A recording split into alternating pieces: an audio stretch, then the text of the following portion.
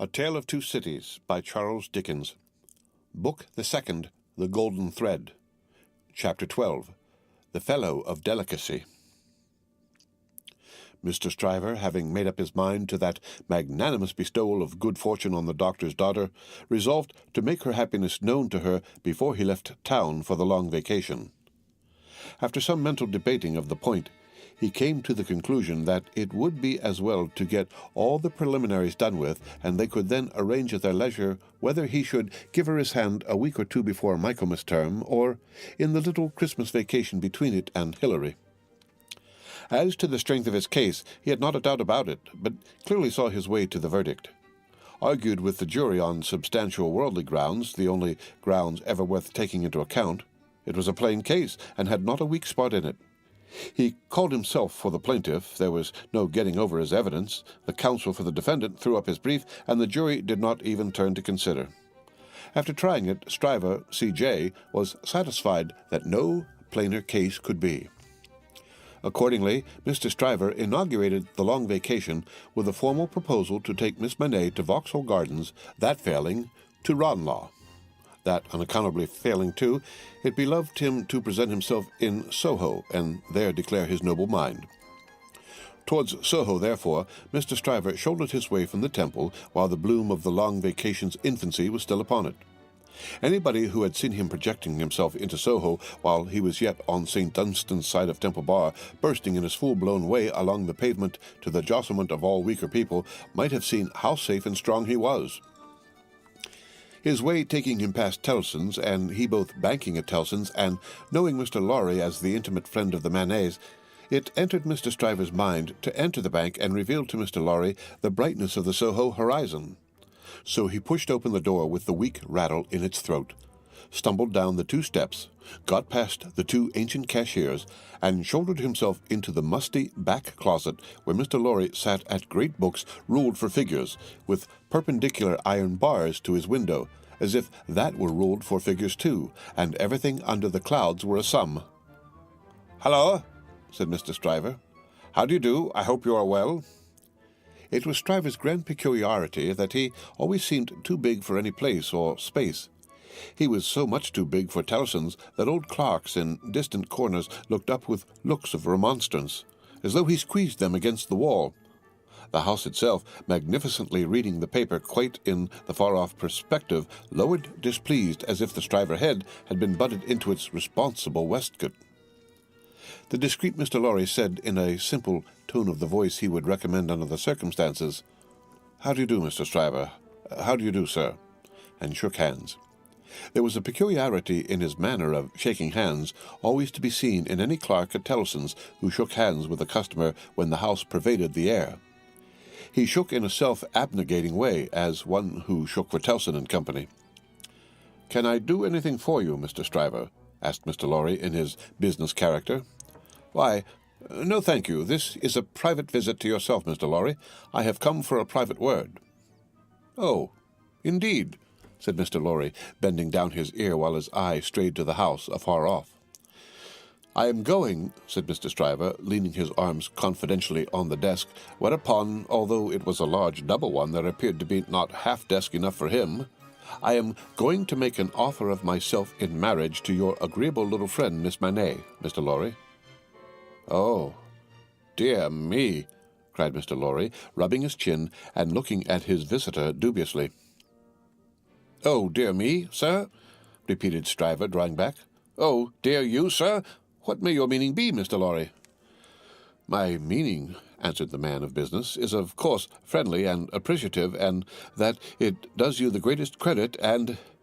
in short, my meaning is everything you could desire. But really, you know, Mr. Stryver—" Mr. Lorry paused and shook his head at him in the oddest manner, as if he were compelled against his will to add internally, "You know, there really is so much, too much of you."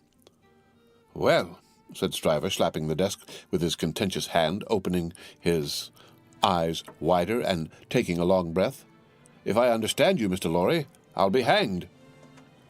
Mr. Lorry adjusted his little wig at both ears as a means towards that end, and bit the feather of a pen. "Damn it all, sir," said Stryver, staring at him, "am I not eligible?" "Oh, dear, yes, yes. Oh, yes, you're eligible," said Mr. Lorry. "If you say eligible, you are eligible." "Am I not prosperous?" asked Stryver. "Oh, if you come to prosperous, you are prosperous," said Mr. Lorry. "And advancing?" "Oh, if you come to advancing, you know," said Mr. Lorry, delighted to be able to make another admission. "Nobody can doubt that." "Then what on earth is your meaning, Mr. Lorry?" demanded Stryver, perceptibly crestfallen. "Well, Were you going there now?" asked Mr. Lorry. "Straight," said Stryver, with a plump of his fist on the desk. "Then I think I wouldn't if I was you." "Why?" said Stryver. "Now, I'll put you in a corner," forensically shaking a forefinger at him. "You are a man of business and bound to have a reason. State your reason. Why wouldn't you go?" "Because," said Mr. Lorry, "I wouldn't go on such an object without having some cause to believe that I should succeed." "Damn me!" cried Stryver, "but this beats everything." Mr. Lorry glanced at the distant house and glanced at the angry Stryver. "Here's a man of business, a man of years, a man of experience, in a bank," said Stryver, "and having summed up 3 leading reasons for complete success, he says there's no reason at all. Says it with his head on." Mr. Stryver remarked upon the peculiarity as if it would have been infinitely less remarkable if he had said it with his head off. "When I speak of success, I speak of success with the young lady, and when I speak of causes and reasons to make success probable, I speak of causes and reasons that will tell as such with the young lady. The young lady, my good sir," said Mr. Lorry, mildly tapping the Stryver arm, the young lady goes before all." "Then you mean to tell me, Mr. Lorry," said Stryver, squaring his elbows, "that it is your deliberate opinion that the young lady at present in question is a mincing fool?" "Not exactly so. I mean to tell you, Mr. Stryver," said Mr. Lorry, reddening, "that I will hear no disrespectful word of that young lady from any lips, and that if I knew any man, which I hope I do not, whose taste was so coarse and whose temper was so overbearing that he could not restrain himself from speaking disrespectfully of that young lady at this desk, not even Tellson's should prevent my giving him a piece of my mind." The necessity of being angry in a suppressed tone had put Mr. Stryver's blood vessels into a dangerous state when it was his turn to be angry.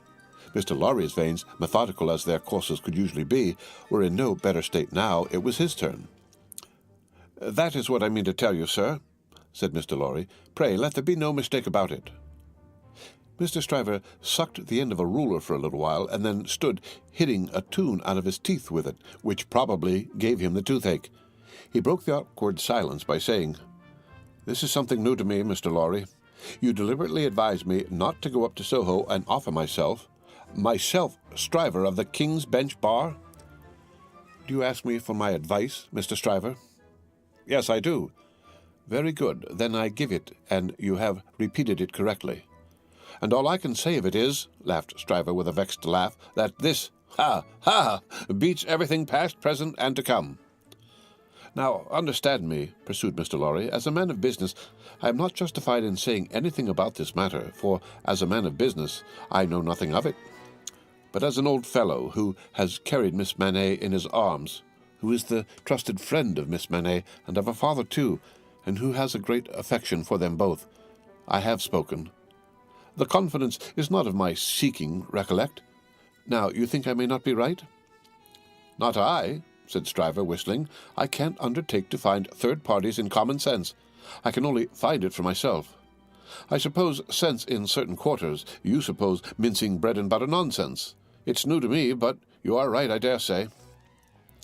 "What I suppose, Mr. Stryver, I claim to characterize for myself. And understand me, sir," said Mr. Lorry, quickly flushing again, "I will not even at Tellson's, have it characterized for me by any gentleman breathing."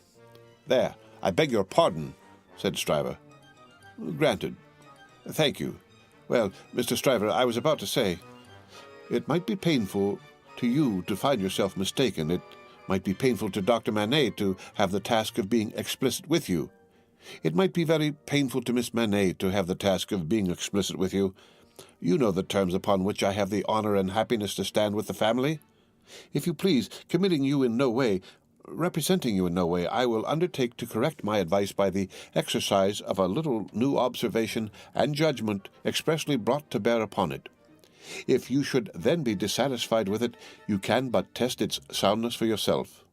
If, on the other hand, you should be satisfied with it, and it should be what it now is, it may spare all sides what is best spared.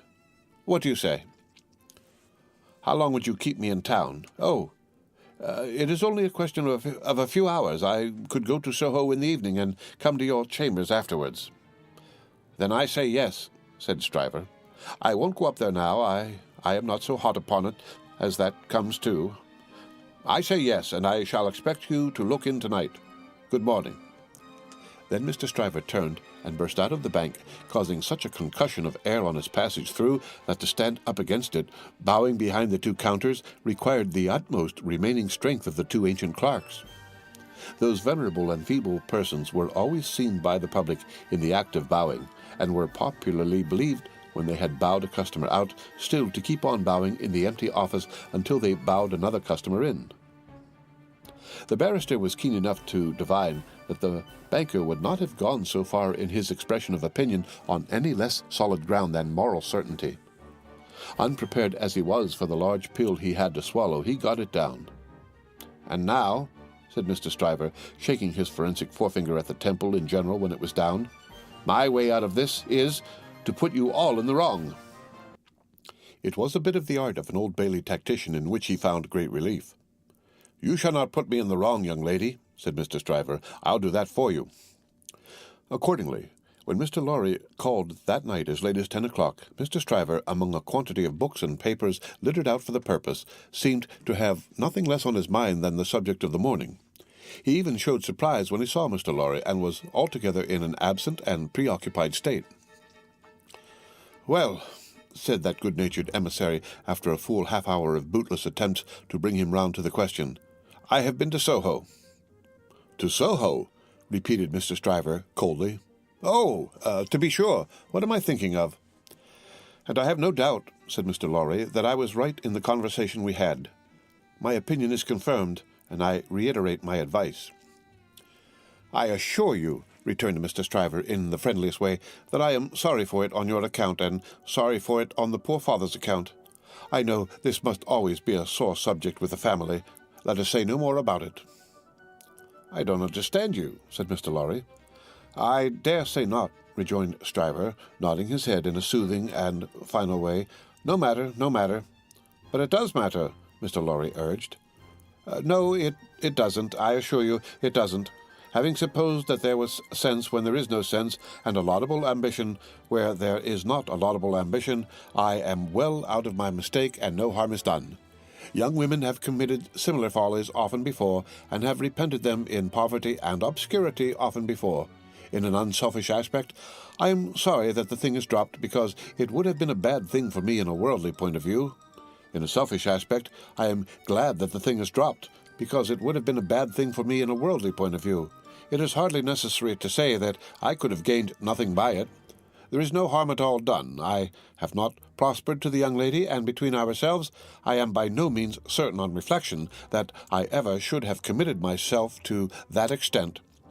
Mr. Lorry, you cannot control the mincing vanities and giddinesses of empty-headed girls. You must not expect to do it, or you will always be disappointed.